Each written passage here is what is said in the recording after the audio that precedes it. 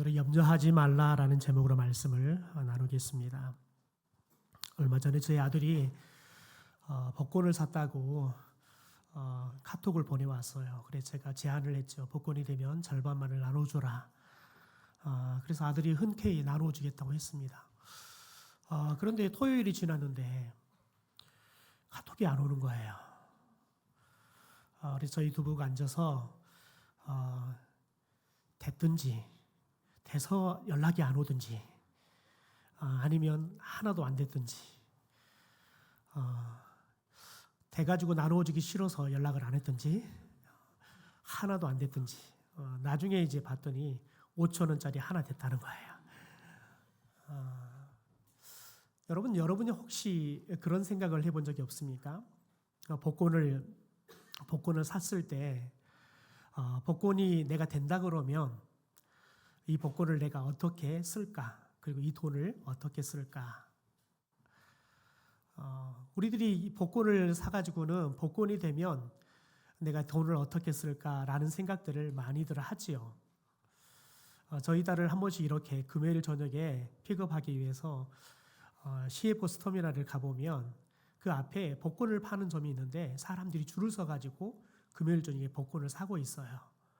다음 날 토요일이면 이제 복권 발표를 하니까 금요일 저녁이면 줄을 서가지고 사람들이 복권을 사고 있어요. 그래서 복권점이 굉장히 성황리에 금요일 되면 이렇게 복권이 팔리고 있는 것들을 보는데요. 거기 보면 복권 몇 회 팔렸다 이렇게 붙어 있는 것들을 가격들을 봐요. 여러분이 복권이 된다 그러면 그 돈을 어떻게 쓰겠습니까? 우리들은 이 복권을 사면 때로는 이 복권이 되면 이런 생각 저런 생각들을 많이 하지요. 1992년도에 미국의 위스콘신주에 처음으로 이제 복권이 나왔답니다. 어떤 복권이냐면 파워볼 복권이라고 복권이 발매가 되기 시작했어요. 그래서 처음 이제 복권이 판매가 되니까 두 명의 친구가 가서 복권을 샀습니다. 톰 쿡이라는 친구와 조 핀이라는 친구가 복권을 샀어요. 그러면서 두 사람이 우스갯소리로 그렇게 장난하듯이 이야기를 했어요. 우리가 복권이 당첨되면 우리 절반을 함께 나누어서 갖자고. 그런데 28년이 지난 2000년도에 톰 쿡이라는 사람이 복권을 샀는데 복권이 당첨이 되어버렸습니다. 여러분 그런데 그 복권 금액이 얼마냐면 265억이에요. 265억이라는 거액에 당첨이 된 겁니다. 근데 이것도 굉장히 기사거리인데 놀라운 건 뭐냐면 이 톰 쿡이라는 친구가 약속했던 28년 전에 그냥 장난삼아 약속했던 여러분 존 핀이라는 친구에게 절반을 나누어서 줬어요. 그래서 이게 기사가 되었습니다. 여러분 쉽지 않는 거죠. 그냥 장난삼아 그냥 뭐 될지 안 될지 모를 때에는 되면은 우리 절반씩 나누자 하지만 막상 되고 나면 여러분 사람이 견물성심이라고요. 한번 돈에 눈이 멀기 시작하면 뭐 친구와 약속이 무슨 소용이 있습니까? 그런데 이 톰 쿡이라는 친구는 친구에게 절반을 딱 잘라서 나누어 줬어요. 우리들은 그렇습니다. 이런 경우들도 있지만 많은 경우는 그러지 못해서 불상사가 생기기도 하죠. 때로는 죽이기도 하고 때로는 어려움을 겪기도 합니다. 특별히 이렇게 명절이 되면 아이들은 참 좋아합니다. 그런데 어른들은 걱정과 염려가 많죠. 이번에 아내하고 이렇게 선물을 사기 위해서 오랜만에 할인마트에 갔더니 분위기가 썰렁해요. 사람들이 많지가 않아요. 그만큼 경기가 많이 어렵다는 거지요. 우리 어른들은 이 명절이 그렇게 썩 반갑지 않은 건 뭐냐면 명절을 치러내려고 그러면 많은 돈이 들어야 되잖아요. 그러다 보니까 명절이 오는 게 달갑지가 않는 거죠. 그런데 여러분 우리들이 인생을 살다 보면 이 돈이라는 것에 대한 위력을 얼마나 많이 느낄 때가 많은지 모르겠습니다. 하나님 또한 특별히 예수님 또한 이 돈에 대한 위력을 굉장히 크게 이야기하십니다. 얼만큼 크게 이야기하냐면 사람들의 입장에서 돈은 하나님과 견줄 만큼 위력이 있는 존재로 이야기하죠. 그래서 하나님은 돈과 하나님을 겸하여 우리가 섬길 수가 없다라고 이야기해요. 여러분, 하나님을 섬길 것이냐 돈을 섬길 것이냐, 우리 믿음의 사람들은 하나님을 섬기겠다고 이야기하지만 대다수의 사람들은 하나님을 선택할래 돈을 선택할래 하면 돈을 선택합니다. 왜냐하면 하나님이 눈에 보이지 않지만 돈은 눈에 보이는 거고, 하나님의 힘은 우리에게 느껴지지 않지만 돈은 우리에게 바로바로 느껴지기 때문에 그렇습니다. 수많은 사람들은 돈 때문에 실은 목숨을 끊기도 하고 돈 때문에 사람과 관계가 틀어지기도 하지요. 오늘 예수님께서는 특별히 우리에게 돈과 관련되어 있는 이야기를 하는 것처럼 보입니다. 그래서 염려하지 말아라 라고 이야기를 합니다. 여러분, 그런데 예수님은 실은 돈의 이야기를 하는 것처럼 보이지만 실은 돈의 이야기가 아니라 하나님과의 관계에 관련된 이야기를 하는 겁니다. 왜 예수님께서는 우리에게 염려하지 말아라 라고 이야기하는지, 그분은 그냥 입에 바른 소리처럼 그냥 우리에게 염려하지 말아라 라고 이야기하는 게 아닙니다. 우리가 염려하지 않아야 할 이유를 분명하게 오늘 특별히 하나님과의 관계의 관점에서 세 가지를 이야기하고 있습니다. 첫 번째는, 여러분, 돈은 특별히 왜 염려하지 말아야 되냐면 하나님께서 우리를 가장 귀하게 여기시기 때문에 그렇다는 거예요. 우리를 가장 귀하게 여기시기 때문에 그렇다라고 이야기를 해요. 우리 26절의 말씀을 같이 한번 읽어볼까요? 같이 읽죠. 시작. 공중의 새를 보라. 심지도 않고 거두지도 않고 창고에 모아 들이지도 아니하되 너희 하늘 아버지께서 기르시나니 너희는 이것들보다 귀하지 아니하냐. 예수님께서 제자들에게 산상수훈의 말씀을 하면서 하늘에 날아가는 공중의 새를 가리키면서 그렇게 제자들에게 이야기합니다. 공중의 새를 봐라. 저 새들은 자기들이 먹을 먹이를 심지도 않는다. 그리고 거두지도 않는다. 그래서 창고에 모아두지 않는다. 그런데 왜 그들이 심지도 않고 거두지도 않고 창고에 모아두지도 않느냐? 하나님께서 그들을 기르시기 때문에 그렇다라고 이야기해요. 하나님께서 그들을 기르시기 때문에 그들은 심지도 않고 거두지도 않고 창고에 모아두지도 않는다라고 이야기를 하는 겁니다. 그러면서 너희는 이것들보다, 공중의 새보다 훨씬 귀한 존재다. 저 하찮은 공중에 나는 새도 하나님께서 직접 먹이고 입히고 다 기르시기 때문에 저 공중의 새들은 심을 생각도 않고 거둘 생각도 않고 창고에 모아둘 생각도 하지 않는다는 거예요. 만약에 새들이, 여러분, 그 믿음이 없다 그러면 새들도 우리처럼 심고 거두고 모아둘 겁니다. 그런데 새들에게는 본능적으로 그냥 하나님이 자기들을 먹이고 입히고 길러주신다는 믿음이 있는 거죠. 여러분, 그런데 오늘 예수님께서는 우리를 저 공중에 나는 새보다 훨씬 귀하다. 하나님이 우리를 더 귀하게 여기신다는 거예요. 우리보다 덜 귀한 저 공중에 나는 새도 하나님께서 직접 기르시는데 너희들은 안 기르겠냐는 거예요. 당연히 기를 거라는 거지요.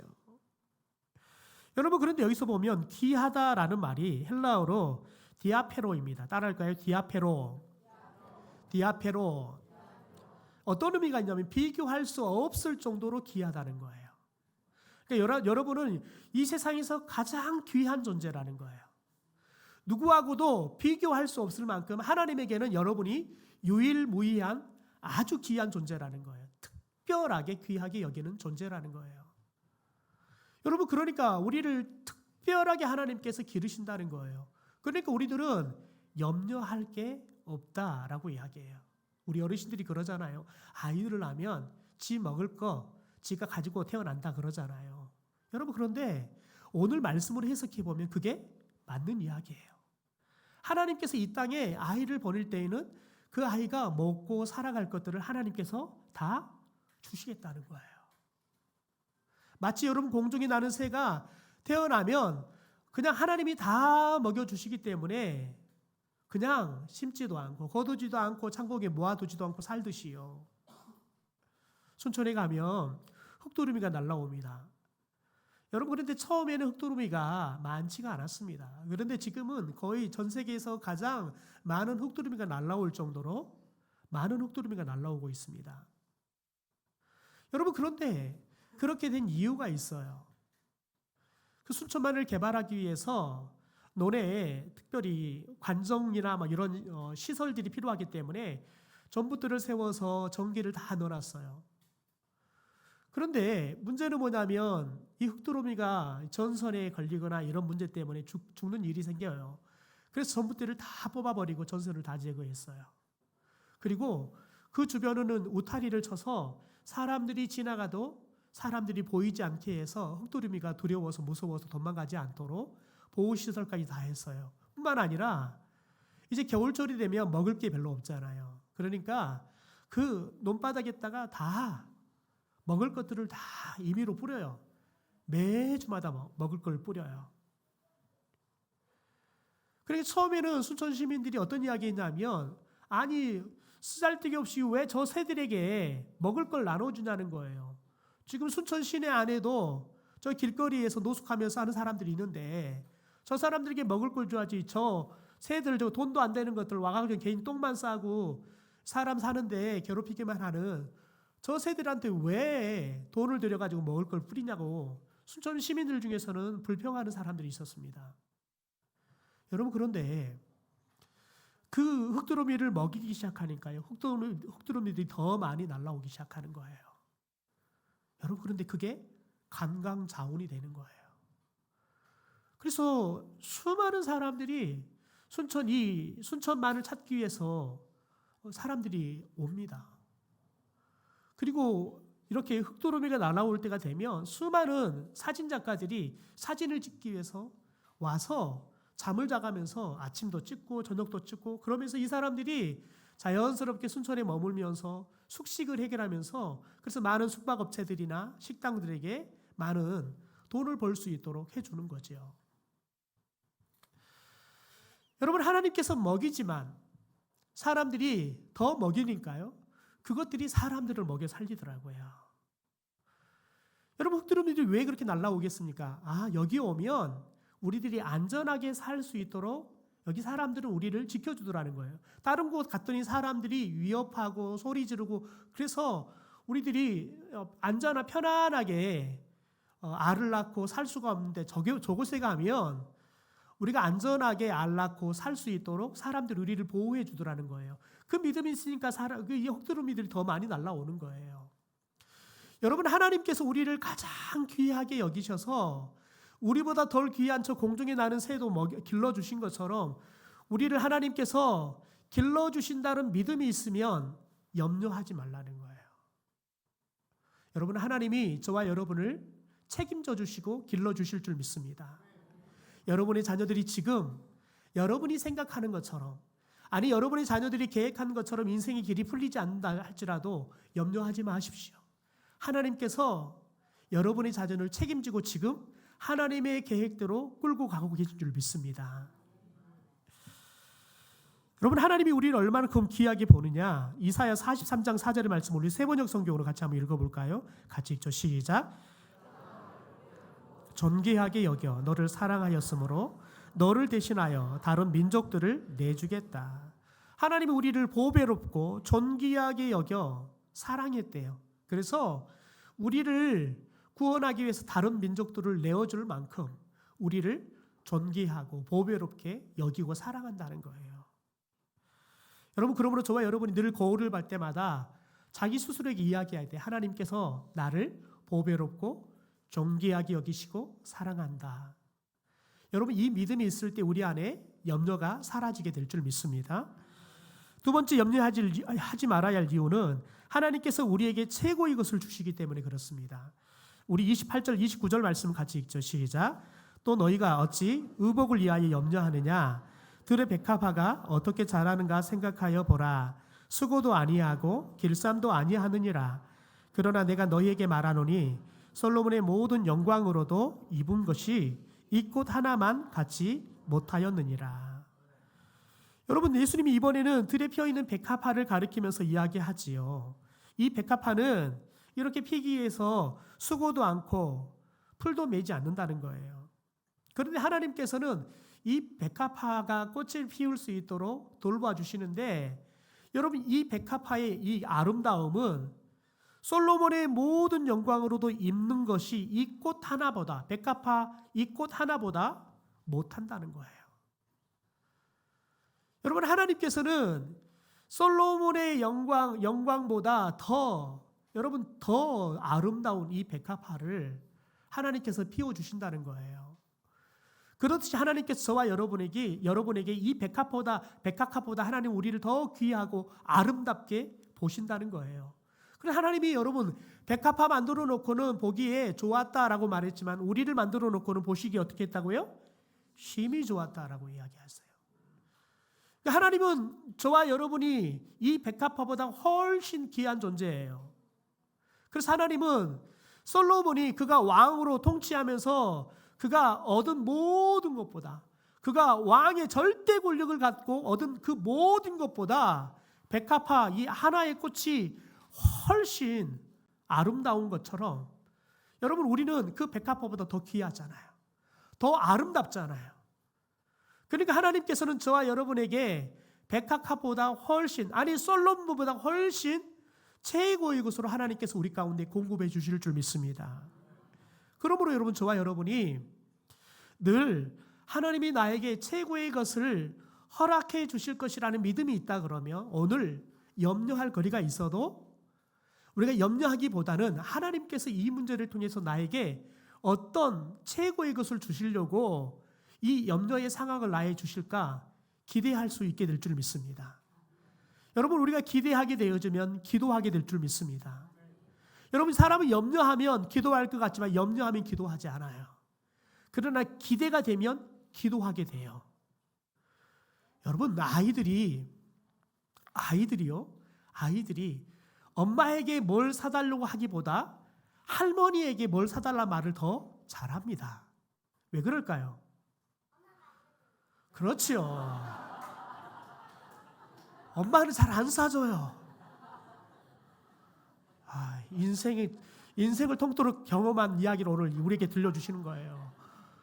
엄마는 잘 안 사줘요. 그런데 할머니는 사달라고 하면 거의 다 사주세요.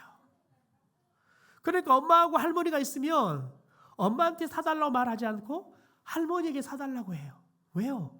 경험적으로 할머니가 엄마보다 내 이야기를 더 잘 들어준다는 믿음이 있으니까요. 저희 매형 중에 첫째 명이 목사입니다. 근데 저희 집안에 붙여준 별명이 뭐냐면 냉동인간이에요. 사람이 차가워요. 그래가지고 와서 오면은 잘 계셨습니까? 그 말 끝나면 더 이상 말이 없어요. 한마디도 않고 밥 주면 밥 먹고 그러다 가요. 그런데 이번엔 저희 매형을 제가 한 10년 만에 만난 것 같아요. 10년 만에 만난 것 같은데 왔는데 사람이 확 바뀌었어요. 냉동인간이 해동인간이 되어갖고 왔더라고요. 그 이유가 뭐냐면 얼마 전에 손자를 봤거든요. 그런데 며느리가 아침에 이제 전방에서 군목으로 근무를 하고 있거든요. 그러니까 너무 머니까 못 와요. 며느리가 아침에 이 아이가 이제 이 손자가 뒤집으려고 하는데 안 되는 거예요. 그러니까 이 아이가 성가를 부리는 거예요. 막 화를 내는 거예요. 뒤집으려 안 뒤집으니까. 그러니까 며느리가 그게 내미 재밌어가지고 동영상을 찍어서 보낸 거예요. 근데 그걸 와가지고요 가족들한테요 그걸 보여주려고요 하더니 전화가 왔어요. 동영상 전화가 왔어요. 그러니까 동영상 전화가 왔는데 통화를 하더니 이제 집에 있는 사람들한테요 다 들고 다니면서 이제 통화하라고요, 인사하라고요. 다 세상이 사람이 그렇게도 변할 수 있더라고요. 성령을 만나도요 냉동인간이 해동을 안 되던데요. 손자를 만나니까요 냉동인간이 해동인간이 되더라고요. 손자를 보니까요 손자가 그냥 막 그거 못 뒤집고 성기를 내는데요.